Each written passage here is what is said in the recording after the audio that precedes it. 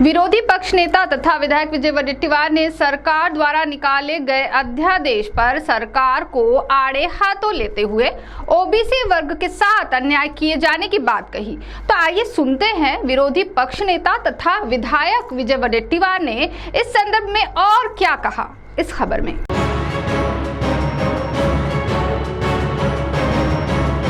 हाल ही में ओबीसी और मराठा आरक्षण को लेकर मुद्दा गरमाया हुआ है। इसी के चलते सरकार ने एक अध्यादेश निकाला। तो आइए जानते हैं इस अध्यादेश के संदर्भ में सरकार पर तीखा प्रहार करते हुए विरोधी पक्ष नेता विधायक विजय वडेट्टीवार ने अपनी प्रतिक्रिया देते हुए क्या कहा। ओबीसीच्या वर हा एक मोठा आघातच आहे। तुम्ही एकीकडे छत्रपती शिवाजी महाराजांच्या चरण स्पर्श करून मुख्यमंत्र्यांनी स्वतःला समाधान मानून घेत असले तरी दुसरीकडे मात्र छत्रपती शिवराय हे बहुजनांचे राजे होते आणि राज्यातील छोट्या मोठ्या समाजाला उद्ध्वस्त करायचा निर्णय या सरकारने घेतला आहे असा माझा स्पष्ट आरोप आहे।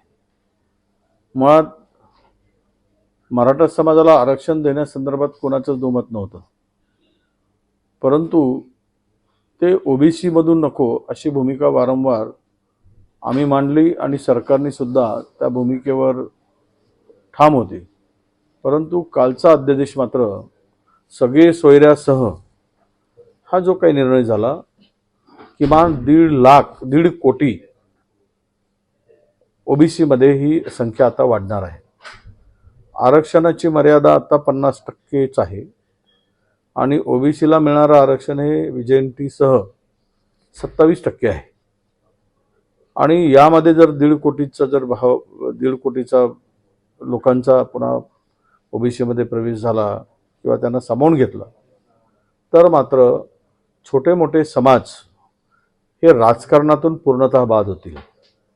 त्यांचं अस्तित्व राजकारणात शिल्लक राहणार नाही आणि सामाजिक अन्यायाला या समाजाला पुढे सामोरं जावं लागेल आणि हा समाजाचा आवाज हा निश्चितपणे दाबला जाईल। त्या पलीकडेही जाऊन सांगतो की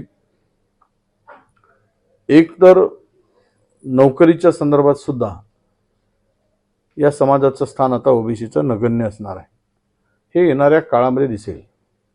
भविष्यामध्ये या 374 जाती ज्या काही आहेत, 450 जाती ओबीसीच्या महाराष्ट्रातल्या, त्या सर्व जातींना उद्ध्वस्त करणारा हा निर्णय आहे आणि त्यामध्ये प्रचंड नुकसान या 12 बलुतेदार 18 पगड जातींचा प्रचंड नुकसान होणार आहे।